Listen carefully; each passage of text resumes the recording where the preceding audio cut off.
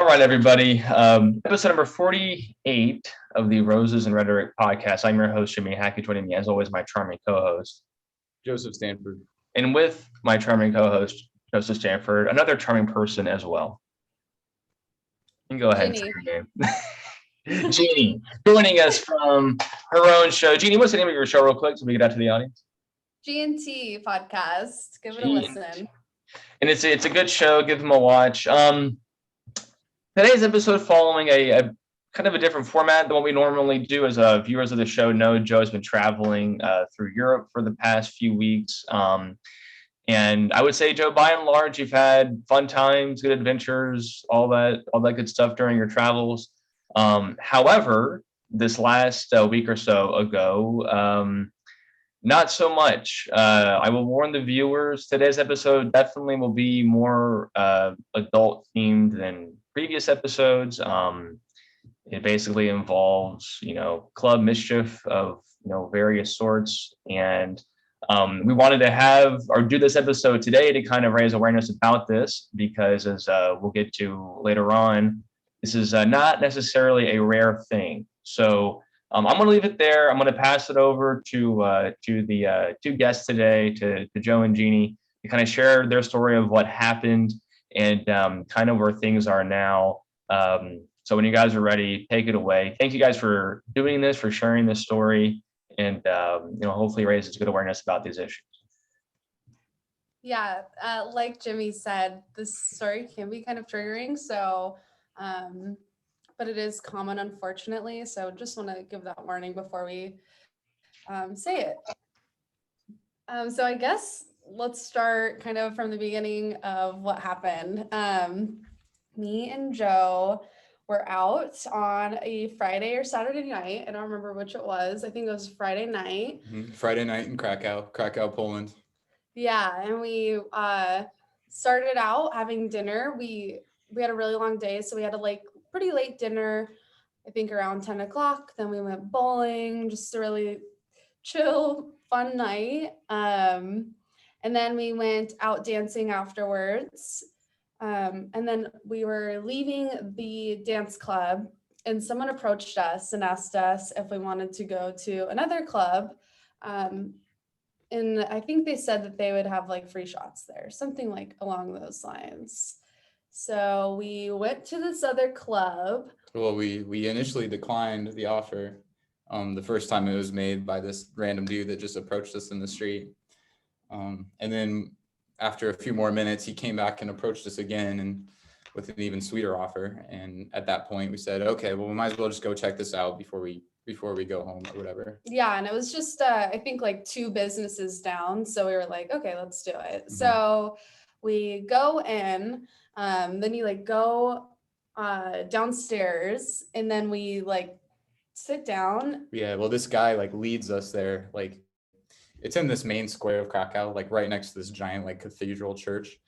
And he takes us to this other club. He walks us down a flight of stairs or so, and then takes us to the establishment, like you said. Yeah, and we sit down, and this is where I don't remember anything else that happened. So yeah, I'll kind of let Joe explain what happens next, and then I'll kind of put my 2 cents in afterwards. Yeah, so again, because of what happened, I'm having some trouble remembering all the details from this point forward as well. I remember we were sitting in a booth, we were sitting down, and then at one point, next thing I know, I see Ginny being led away into another room from the main room, into a private room. And she's being led by one of the waitresses at the establishment. Yeah, oh, and let me just so I actually do remember just a couple things from being inside, but they're mostly just feelings and small little snippets of what people said. But I vision wise don't remember anything. So this girl was like, "Oh, I have a surprise for you. Follow me." And so I'll let Joe see what happens next. Because I was going to say, normally, you've been led into a dark room, stranger underground, probably all going to be on the up and up, right? Right?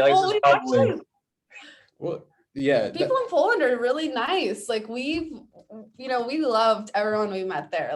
Super, super friendly. And so, we didn't really have those kind of Right. like reserves Like, that were reason to be suspicious or anything like that. Everybody was friendly. This felt like kind of more of that friendly nature. And yeah. And we had met friends like throughout the entire night that we were out, just like people next to us bowling or we met like friends at the dance place that we were at. And, you know, it was just really fun. Everyone was really friendly and like wanted to talk to us. So I don't know. I think just, you know, our reserves went up, but okay, I'll let Joe explain what happens next. Yeah, so I look up and I remember seeing one of the waitresses bringing Ginny back into this like back room, and they like beckon to me, or I go and follow to see what's going on, and then we go in, and next thing I know, I see Ginny and I are both sitting on a couch in this back room, and then the waitress calls in another waitress. There's now two girls in the back room with us. It's me, Ginny, and two girls. And the next thing I remember was one of the girls, the one that led her back into there, popping a bottle of champagne and saying, "We're going to have a party." And then I remember looking over and seeing Ginny just passed out, like literally unconscious on the couch next to me to my right. And then that's the last thing I remember. That's the beginning of the blackout for me. Yeah. And so something that's scary about that, besides the fact that I was unconscious, like in an establishment, is Joe, you know, I'm 25, he's 29. Like he's had, you know, about 10 years of drinking. So, you know, he's never had like an alcohol induced blackout before, ever. And so Yeah, and mind you, I went to the University of Arizona, and I yeah, managed it to never wasn't, black out. it wasn't for lack of trying. Right. No, right. Exactly. Yeah. And, you know, the next weird part about this is, I mean, we'll explain more in a sec, but like if Joe was in, you know, the right mind state, like he would have definitely made us leave if he would have seen me like passed out Oh yeah. somewhere. Right, So right. like I know it wasn't like you know, he obviously didn't have faculty of reason then. So Yeah, it was and then again, I remember them just popping that bottle, looking over, seeing her unconscious, the girl saying that we're gonna have a party, and then next thing I know, like my Wait, hold up. You're frozen. Hey, wait, Joe, give me 1 second. All right, wait. We're gonna go back about 5 seconds. oh, you're first. Yeah, 1 second. All right, sorry about that, guys. A little technical difficulties with this transatlantic Wi-Fi connection can always be interesting. So Joe, go back. So let me kind of reset the stage for you. So you're in the club. You notice Jeannie's passed out. They're opening champagne. I'm sure that's going to be nice and cheap. And then the next thing you know, what's going on? Yeah, so Ginny is passed out to my right, and the girl saying that popped the champagne bottle says, "We're gonna have a party." And then next thing I know, my shirt just starts coming off. And then I have no memories whatsoever, just total blackout, until the next thing I remember is 3 or 4 different women just surrounding me and just saying, "You need to pay. You need to pay right now. You need to pay right now." Like just very forcefully saying this and coercing me and just shoving this like payment machine in my face, saying like, "You got to pay right now. You need to pay." And I'm still like, I do not remember this at all. Like the only thing like I said, I have like certain feelings that I have from the night. The only thing I remember from this part was like, I was scared and there was like a conflict, and I don't remember seeing anyone or anything, but keep going. Yeah, and then I'm still like kind of coming out of this blackout, trying to understand what's going on. Like I don't even remember if I was sitting or standing at this point. Like I don't know what happened before. And my first thing is I'm just like, okay, well, where's my passports? Where's my wallet? You know, where's Ginny? Like, where's all the essential items before I leave here and make a payment? And they're like, "No, you need to pay. You need to pay. You need to pay." But I'm just at this point, I'm reasonable enough to like be adamant about at least having my things. So they grabbed my jacket, which I think had my money in it, and they're putting my shirt back on me. And then they just like force this machine in my face, and then I pull out my iPhone with my Apple Pay with credit card, and then I just like, I don't know what I'm doing. I'm just like, I just need to get out of here. So I just scan it on the thing. Did you scan it? You only scanned it once, right? You know, again, it's like real hard to remember. There were a couple of charges the next day, and it kind of sounds like might be familiar that they were like, oh, it didn't work, try it again. And then I did it again. We'll keep going with the rest of the night, and then we'll talk about that because that's like a huge part. Yeah. So they scan my credit card, comes out of the blackout. And then next thing I know, I'm on the streets in Poland. It's daylight. And I'm just completely like belligerent. Like I'm stumbling. I can't even walk in a straight line. Right. Yeah, I don't remember this walk at all. I don't even remember it being daylight. I remember a few things. I remember falling flat on my face and hitting my face on the pavement, and I remember it hurting. I remember us asking for help from people because we could not figure out where we were, and both of our phones were dead because we went out in the night with very low battery. And so yeah, to put this in context, the establishment was a 15-minute walk from the place we were staying that night, and it ended up taking us 3 hours to get from point A to point B, just because we were so belligerently just intoxicated off whatever it was, that we would just, like you said, like you ate shit, you fell flat on your face at least a couple times. I remember I fell a whole bunch. My wrist is sprained. I got bruises everywhere. Yeah, that bruise is really bad. I got scabs and I don't know, my elbow, everything just hurts. But yeah, it was we were just, what I think happened was I think we were drugged. Well, we didn't realize that at first. We didn't realize it at the time. So wait a second. We got home. We finally got home. We went to bed. We woke up at like 6 p.m. The next day. So that is a crazy amount of time to sleep. We both felt terrible. At that point, we just had thought like, oh my gosh, like we got so insanely drunk. Like, how did we get so drunk? And then we were just like, wow, I can't believe we slept that long. And then we were like, okay, we called Jimmy actually, and we were still actually intoxicated then. And so I did confirm that, by the way. Yeah, absolutely. We were like laughing about this. No, they were. So that's so let me give you guys a little breather. You guys have been talking for a long time. So yes, they called me that morning or whatever time it was for me, here in Texas, and they were laughing and having an hysterical time. We're all making jokes. I can't believe this happened, and they're tell me all this stuff they're going to be doing. And the tone immediately after when they called me was, this was a funny story that was like a bad funny story that you would tell to kind of get laughs at a party. And then I don't know how many hours later it was, Joe, but eventually at some point you sent me a text. It would actually, so I'll make fun of myself first. So Joe tells me this. Joe and Jeannie call me that they tell me this.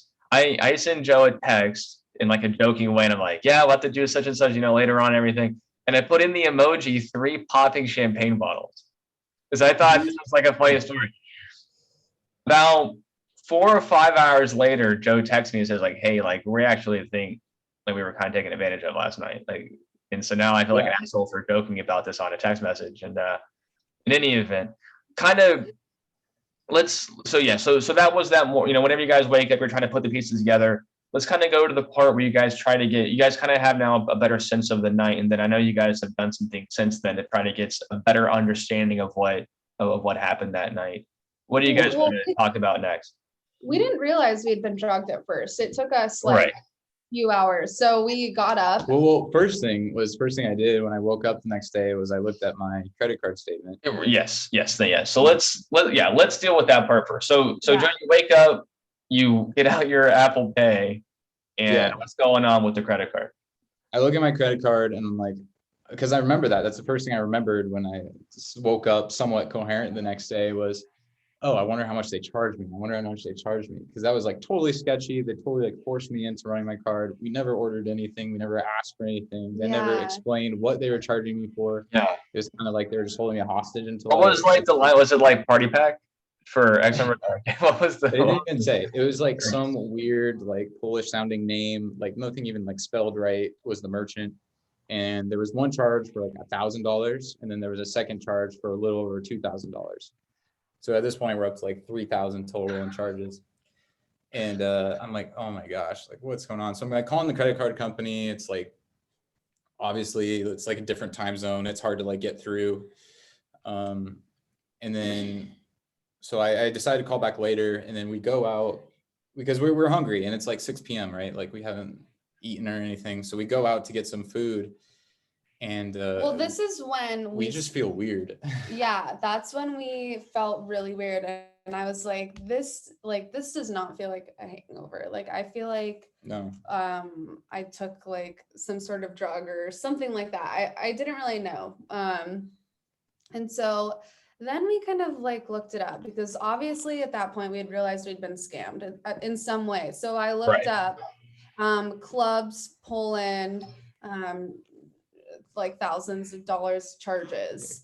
And so this is actually a phenomenon that happens. It's happened to like thousands of people. They will go to clubs in Poland, they will get drugged, and they'll get charged thousands of dollars. Some people will lose their entire life savings. That it'll really, really mess them up. And so we were like shocked, like, and we were like, okay, at least it was only 3,000 at this point. And luckily, we're from America, so we have really good credit card companies. Unlike a lot of other countries, they don't really get the same benefits that we do from credit cards.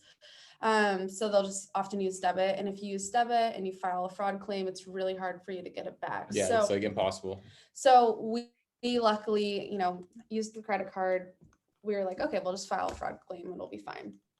And then we were like, we called his credit card company, and they said, you need to go talk to the merchant to try to dispute this. So we then decided, okay, let's go to the merchant, because maybe, maybe they just messed it up or something. Yeah, maybe they missed a decimal place or two. Right. Or three. Right. Yeah. What's the exchange rate now? You may be careful with the Yeah. And the exchange rate is confusing too, because it's like 100 to 1 or something. Yeah. Yeah. So you're already playing with like Monopoly money in your head, and then the charge. Yeah, exactly. Yeah. Right. So anyway, so go ahead. So you guys go. You decide. We're gonna go back to the merchant. We're gonna try to actually get them to give us our money back. And how does that go? So we went to the club. We had to wait till it was like 8 p.m. And this is when we started like feeling more sober, and when it started actually kind of dawning on us that like, oh my goodness, like we could have been drugged. Like this is really bad. Like what if we were assaulted? Like we looked at the Google reviews for the place. Yeah, we looked at the Google reviews for the place. All these, like maybe 10 people commented, do not go here. You will get scammed out of thousands of dollars. You will get drugged.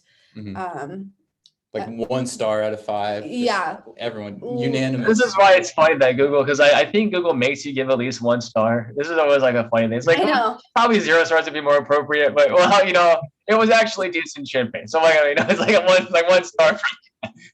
Yeah. So anyways, we go, and I try to confront them, because I can put on my, sassy, mean face if I need to. Her Karen face. Yeah. So I went in there, and I was like, another part of the story is I left my coat there. And I just bought this coat, and it's really cold in Poland, like probably, low 50s at nighttime, especially. And the fact that we were walking around for, 2-3 hours is like insane. And the fact that I wasn't, completely freezing.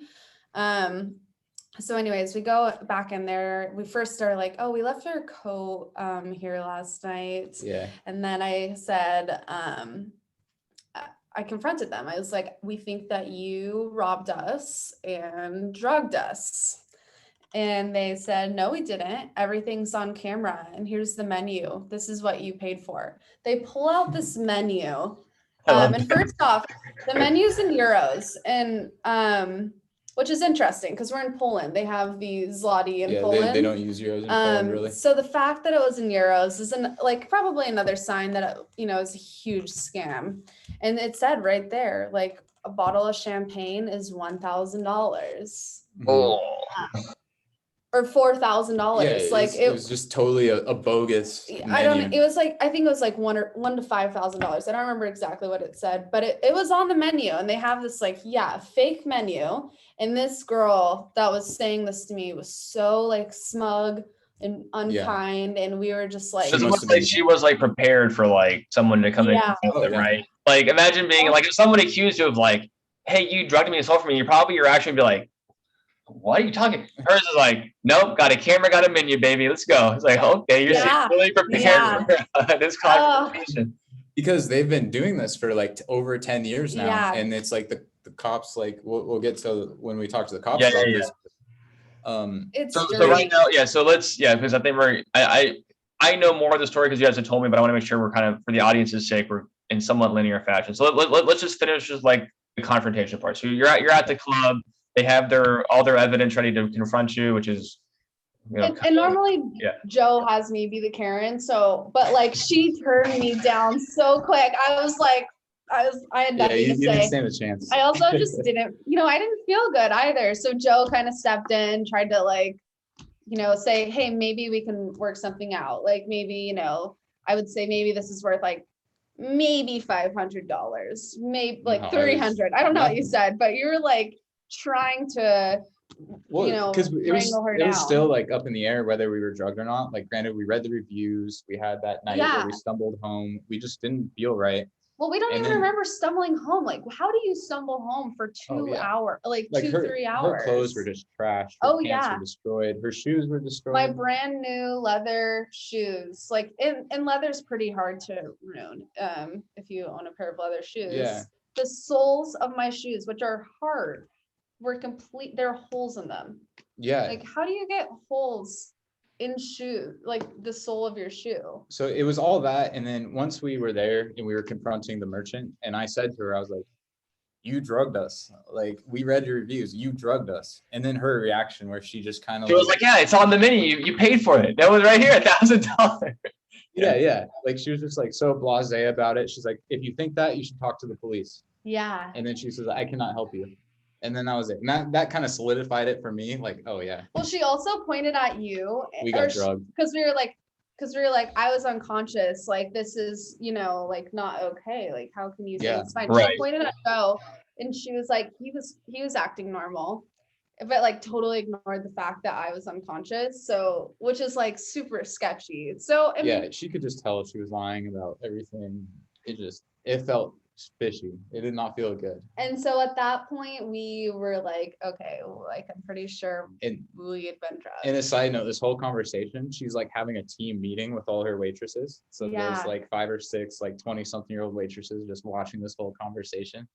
And then actually when we were in there, that's when I started realizing like, okay, I think somehow this person, like I remember one of the waitresses, she had played a part in the night. I don't remember exactly what part, but I believe giving us those free drinks. I believe she was the one who gave us the free drinks. So that's what I remember her from, because I was about to go into like, because we were like kind of on the side of the club by this like bar, because we had to go to the back kind of to get our coat and stuff.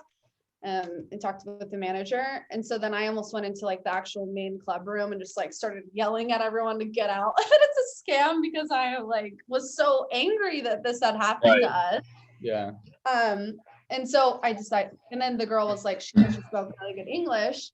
That's when I remembered her, and I was like, okay, she played a part, but she pretty much told me to not do that. So we left the club. Joe checks his phone again. Tell them how many more charges you had. Okay, yeah. So I checked my phone like pretty close to right after this, and there's 2 more charges, like just out of nowhere. One for like $3,000, and then one for $4,000. Yeah, well, that's part of the experience. The next day confrontation they're gonna charge you for as well. It's all part of the package that you bought.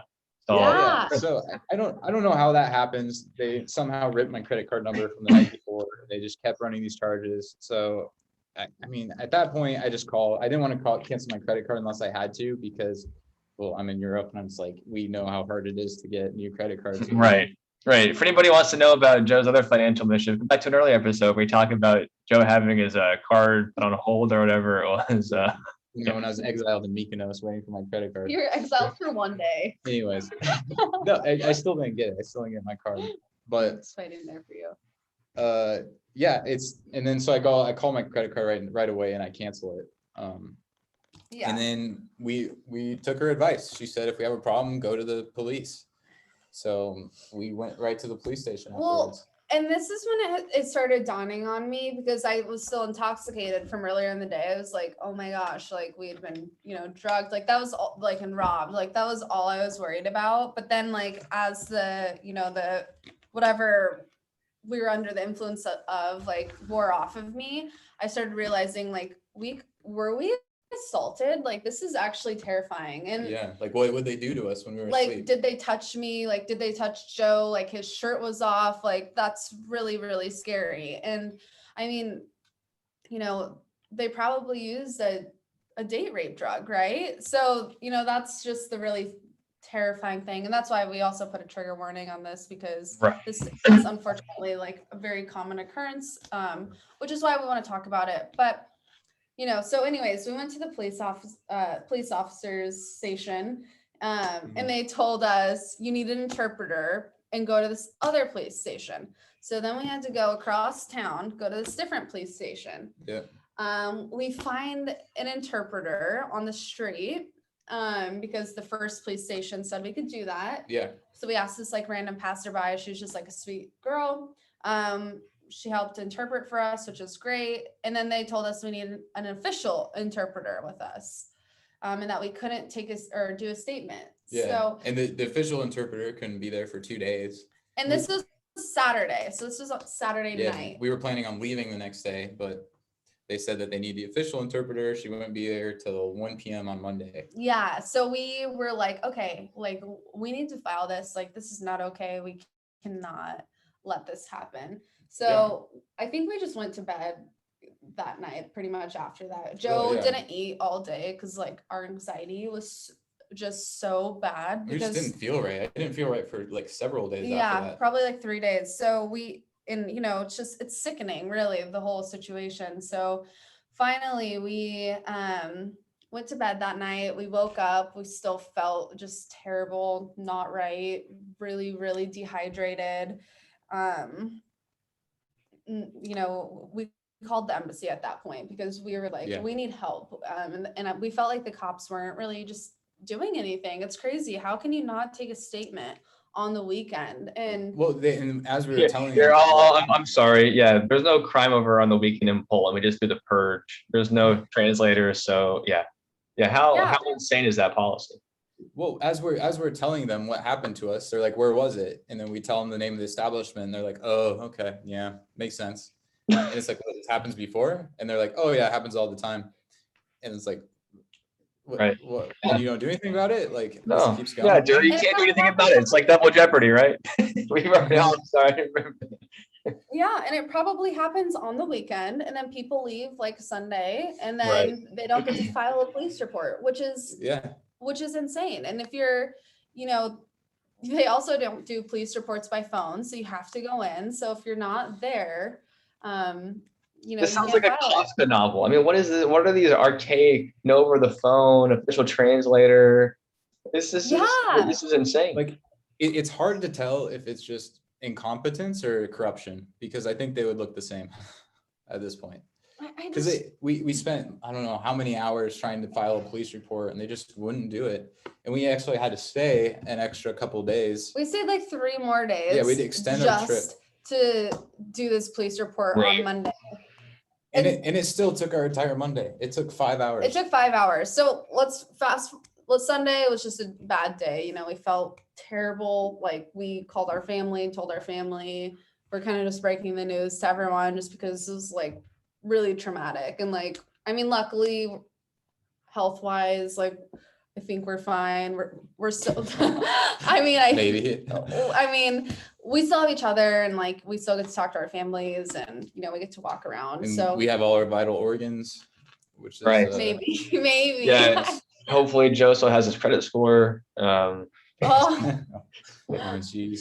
Oh gosh. Yeah. So then fast forward to Monday, we, the embassy. Yes. Yeah. Oh, yeah. So this is where actually at this point, I know everything up until now. So they were kind of telling me about this, and then Joe's like, we're going to the embassy. calling them the big guns. And so this is actually where I now do not know what happens next. I forget who told us. We didn't even think of it. I think my sister or your someone was like, sister. "Oh, you should go to the embassy. You're paying them with your tax dollars. Like, let's put them to work. Let's have them help you out." So I called the embassy crying because I'm like freaking out at this point that we were assaulted because I don't remember anything. Yeah. Joe saw me unconscious. It's not a crazy idea. Yeah. I mean, let me just say this too while we're talking about it. I know.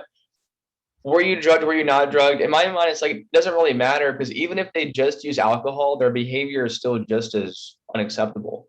To get someone so plastered that and then you make them pay all these bogus charges, it doesn't Yeah. matter if it was alcohol or a drug. It's almost like an irrelevant detail. You shouldn't serve somebody at that point and then rack up these ridiculous charges. I mean, one on their menu could cost $3,000. Yeah. Well, that's just, I think that's how they fly under the radars. They have it so well documented. Like they have the menu, they have the footage. It's they cross all they don't steal anything from you. They don't do anything bad. Like they do things bad, but right. But it's all outside of the scamming and drugging. Yeah. And again, if you look this up online, you'll see hundreds and hundreds of stories. It's, like people had like $30,000 stolen, $40,000 stolen. Well, so we talked to the embassy, right? And that's the thing is Europeans don't have credit cards, or a lot of them don't have credit cards. right. It's all debit. So the money goes right. It's your money's gone. money at that point. Yeah.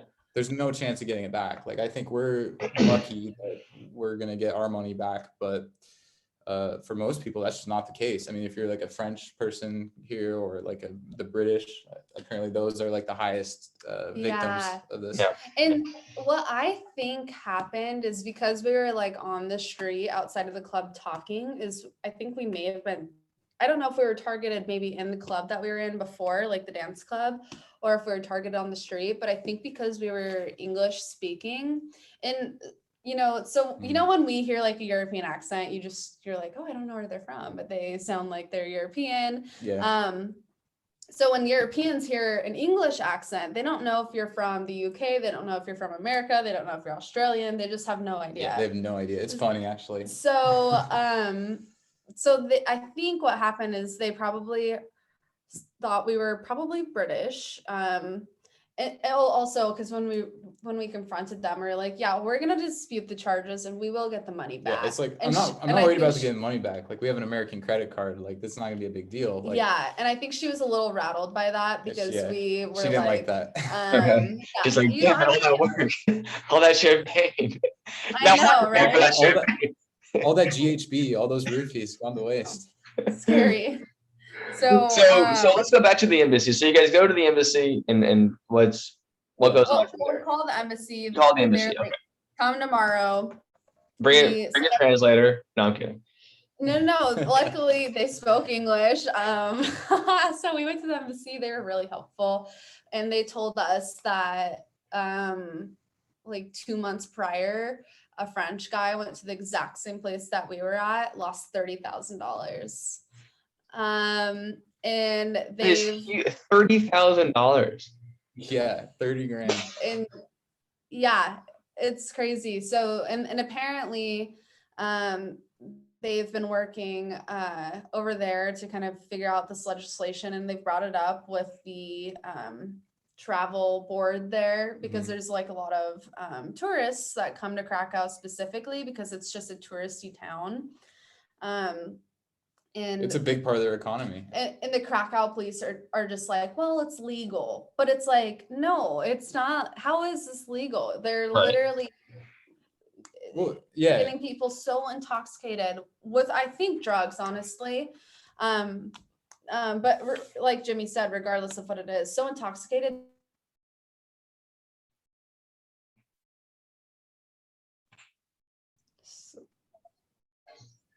Okay, everybody. Sorry, it's just little technical difficulties, but we are back. So again, resetting the table a little bit. So yeah, so you guys call the embassy. You said 2 months ago a French guy got lopped for $3,000, $30,000. I apologize. My exchange rate's a little bit off.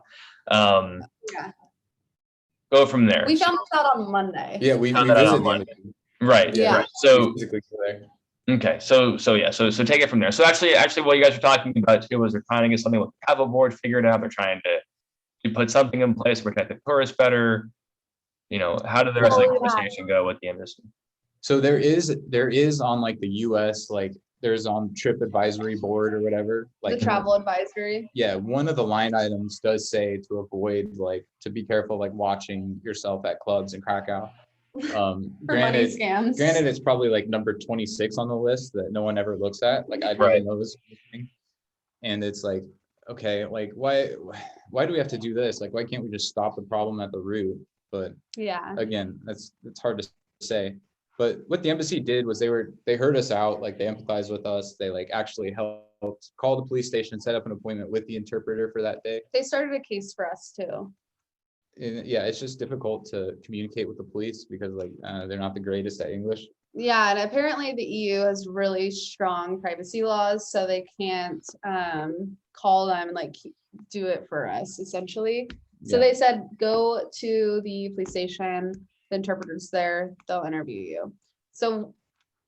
So first off, just as like a side note, we were at the police station for about 5 hours. Yes. And we get there and we're like, okay, we have an appointment with an interpreter. So we go upstairs after waiting for maybe like 30 minutes. Yep. We go upstairs and we're like, we'd like to make a statement. And these police officers and this interpreter were doing everything in their power, it felt like, to not take our statement. Yeah, they were fighting us for it. It's like, we're victims here and you're like fighting us. She's like, well, what was she saying? She's saying, well, like, if you think that there was sexual assault, you can't do that through the police. You have to do it through the court. Yeah, and they said you have to stay in Poland for 2 weeks. And it could take weeks. And you would need to go to the hospital, have an exam, and go get your blood taken and all this stuff. And I'm like, I just don't want to, this is like very intrusive. Like, why can't you just like take the report and investigate it? Like, if there's cameras in these clubs, then just check the cameras. Just watch the footage. Like, yeah. You don't need to go get probed at the hospital. Yeah, exactly. It just felt, and I mean, at that point too, if we'd been, drugged or whatever, normally those types of things, they only last in your system for like 8 hours. Yeah. So they were like, did you get a blood test? Did you go to the hospital? They were like, it's like, no, we came to you guys right after. They were like, you turned us away. They were like, do you have proof of assault? I'm like, no, I was unconscious. Like, how could I prove? Like, I don't remember anything. Like, how could I prove any of this? It was pretty much like, what you hear, unfortunately, all the time from victims of assault, where they go to the police and they're like, do you have proof? And it's like, no, right. I just, like, what would you even have? Like, yeah, actually I brought, my recording kit. I thought I might have it. So I put up my little studio, right. Yeah. But I'm a little GoPro and I was ready to, I mean, what is this ridiculous? Yeah. So and the extra scary part too is like, I think for victims, like if you were intoxicated, you're kind of like suffering like internally for the next few days after, which is what we were doing. Like we were just still like, what happened? Like just nothing was like working right in our brains. And so, they were just kind of being really cold to us and really didn't want to take our statement. It eventually came down to the fact, because I didn't want to go to the hospital and go do a exam, that they said I was not a victim, that only Joe was the victim, because for robbery. For robbery. Because his shirt was taken off. I was like, yeah, what about me? Like, doesn't that count for anything? Yeah, they're like, I know, but still, like, you could have been assaulted. Like, they're like, sir, we've seen your Instagram. You have your shirt off all the time. And so we were, I don't know, I was pretty much just driving home the point that, like, I want you guys to check these video cameras. Like, right. Well, of course. Why the hell wouldn't you? I know. Does that make any sense to anybody listening to the show right now? Hey, like, the club literally said, by the way, let's go back. There's nothing I like more than using people's words against them. It's a bit of my, as Joe will tell you, it's one of my many hobbies. The club told you they have it on video. They told you have it on video. Well, perfect. Yeah. We couldn't agree more. Let's fucking watch it. We couldn't agree more that you have it on video. Exactly. This is insane to me. This is completely fucking insane to me. Exactly. So that's why I was like really like driving home, pull the video, pull the video, pull the video. And I think I got to the point where I was like, I was just getting so angry at them for not taking our statement or like Yeah. not realizing that we were Even both really the listening to you victim. guys. Like, even if there was nothing that they could do, like, let's imagine that that's actually true. Let's just imagine that that's the case. They wouldn't even listen to you. They wouldn't even listen to Yeah. what you guys are saying. Yeah, exactly. And so the fact, I don't know. I think we caused some sort of a ruckus though, because finally the police I chief. think you started crying at some point. Oh yeah. I started crying because I was getting very angry at them because I wanted them to pull the video. I want to make sure that no one touched me, and if they did, I want to see them arrested. Like, it's not okay. Absolutely. Like and I mean, just in general, like, or even Joe, if he was touched inappropriately, like, it's just not okay. Like, even if he's a guy, like, it's not okay, I mean, I don't think they Right. took it seriously No, because he was it a was man, but yes, no, still. yes. Good phrasing. I'm kidding. Yes, no. Of course, the behavior was, you have a right to know that you were treated properly, and I can't even imagine they have the cameras. Again, they were telling you guys they had it on camera. It was their freaking suggestion. Yeah. The treatment that you guys received there is baffling, honestly, and yeah, I mean, that just is completely insane to me that they would talk to you guys that way and really not even listen. To me, that's the biggest thing. Everything. Oh well, we can't really do that. What about that? Oh, we can't really do that. Well, maybe they were just completely. You may as well have been talking to a wall. Yeah, exactly. And so this happened for about like an hour, I would say, the going back and forth, because I was just getting so mad at them.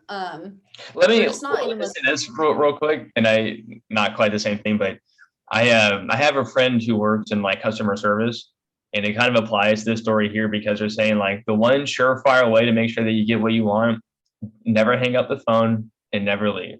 Like if you're there, and like what you guys kind of did, like you guys were there for 5 hours to get something. Right. If you're in a situation like this, it can be troubling and awkward and whatever, but if you just don't leave, they'll listen. Like eventually they're gonna have to say, all right, this problem's not going away. So like you want to be the problem that doesn't go away. And like you guys did that. And like it wasn't easy as you guys were learning. Like it was hard to go through, but you guys actually, because think of how many people, if you're like traveling, like I will, like we have to, like we can't kill 5 hours, like we have to leave. Like and this on not even 5 hours, multiple days you guys have to do this. But yeah, and it's like this isn't how we want to spend our vacation. Like no. This whole night had like a 3 or 4 day hangover just in terms of filing police reports, working with credit card companies, changing our trip just so we could file this. Right. Like, well, so where did things? So you guys are at the police station. 5 hours. It sounds like eventually they took down a statement from you guys or something. I mean, where does the police station kind of end up after you guys are done with everything? So finally, after an hour of going back and forth, I think the police chief came in. I think they realized we weren't going to leave, like you said. They said Joe was the victim. So they interviewed Joe for about an hour or two. Yeah, at least 2 or 3 hours. And I just sat out in the police officer hallway for that amount of time. And then they took my statement as a victim, or not a victim, as a witness for Joe. And they said that they were going to add in the part about my concerns about possibly being sexually assaulted or something along those lines, just because I just wanted it to be, safe. And I think, I think they did the same thing for you. And I mean, considering your shirt was off, like that's really alarming to me. Yeah, absolutely. All kidding aside, they could have tried to undress you. Like, right? I mean, like that's pretty awful to think about. Yeah. I know. And I mean, guys can still get sexually assaulted too. And so I don't know, it's just really, really scary. And so finally, I think, after Joe's interview, I think you said that they warmed up. During my interview, they had warmed up. Yeah. Because they were pretty standoffish at first. Like they didn't want to be there. They didn't want us to be there. Mm-mm. But after like the hour 1, hour 2 of this like interview they were giving me, which consisted of them asking me like one question, me getting like 5 words out, one sentence, and then the interpreter would interpret it to the police officer, and he would type with his index fingers Nice. for a good 30 seconds and then say something back, and then it would get conveyed to me, and we would just repeat this process over and over for about 3 hours, I would say. Yeah. But and then after a while, like they started kind of like warming up and like being a little bit friendlier and like a little more understanding, because it's like, yeah, we're serious about this. Like this is like something that really bothered us, and like, that Absolutely. we want to get to the bottom of. Yeah, it's terrifying to think about, really. And so, in my interview, they seemed to like realize that like I was not messing around, and I think they took everything down, and I was really happy with that. And then, they gave us information and we left. And the next day we left Poland. Got the hell out of there. Yeah. But, it's just overall, it's just like a really scary story. And me and Joe have been like trying to find meaning out of it. What lessons can we learn from the situation? Well, so kind of where are things now? Because even that was like a few days ago, right? Where kind of where that left off. Let's see what the easiest thing first. Where is the money situation figured out? Did you get your money back? Are you still dealing with that, or is that an ongoing issue? It's still ongoing. I got a credit back, but it's still under investigation. So they could pull the credit. Oh my God! Hopefully not store credit. Oh my goodness, no. Yeah, that wouldn't get me very far. The best we can do is store credit. Yeah.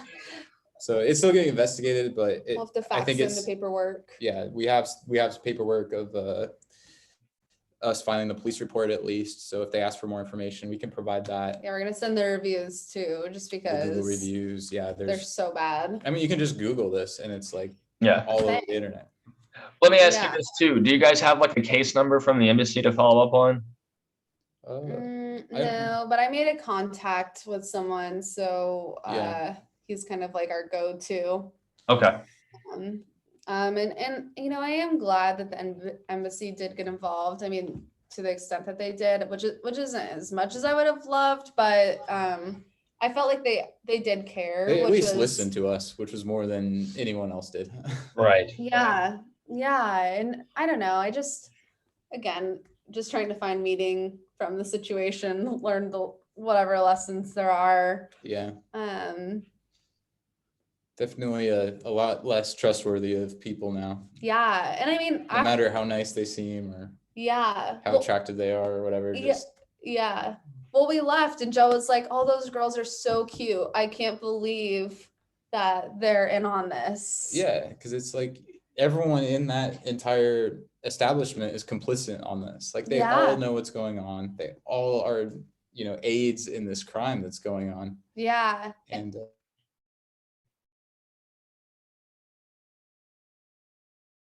like we don't know how they could have drugged us because everything's on camera. So I really, I think. Hey, guys, give me 1 second. I think we're having another connection issue. Give me 1 second. All right, guys. Sorry to keep on having that. I think we're whatever we were talking about before. I think really, now would be a good time to kind of wrap up, like Jeannie was saying, lessons learned, etc., from this, finding meaning in it. So, how are you guys approaching that? I'm curious from both of you guys what you're taking away from this experience and how you're moving forward. Yeah, I think, like I said earlier, like most important thing is we still have each other. We still get to talk to our families. We still get to walk around, explore, travel. Me and Joe luckily have pretty positive mindsets, and I think if this happened to someone, it could really mess them up. And we've even like looked at each other and we're like, thank goodness we had each other during this, because if I was alone, I don't think I could have done this, because it was so stressful and scary. I think the biggest part is I just feel so like used and taken advantage of.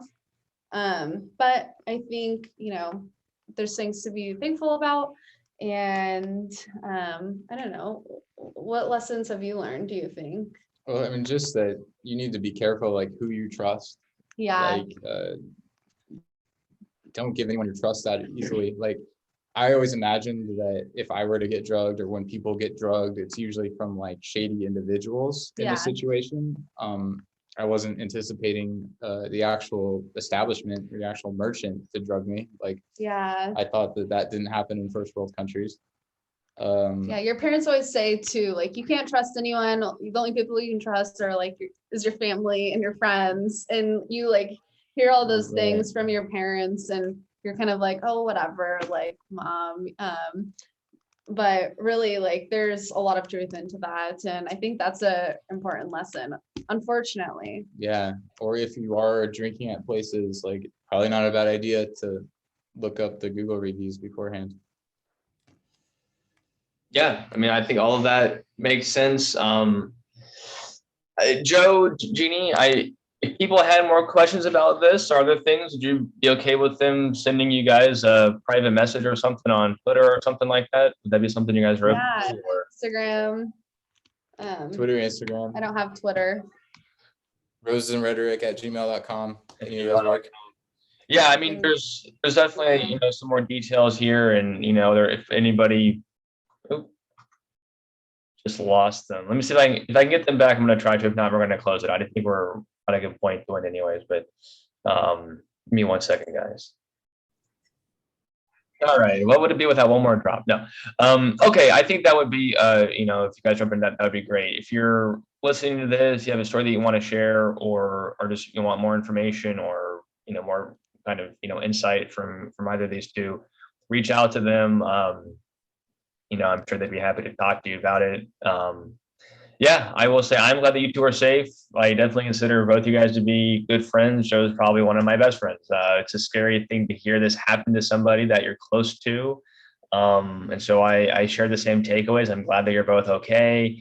And I'm glad that, all things being considered, you guys have your health, you weren't murdered or anything like that. I mean, obviously what happened is bad, it's wrong, but I'm glad that you guys came out of it in as good a shape as you guys did.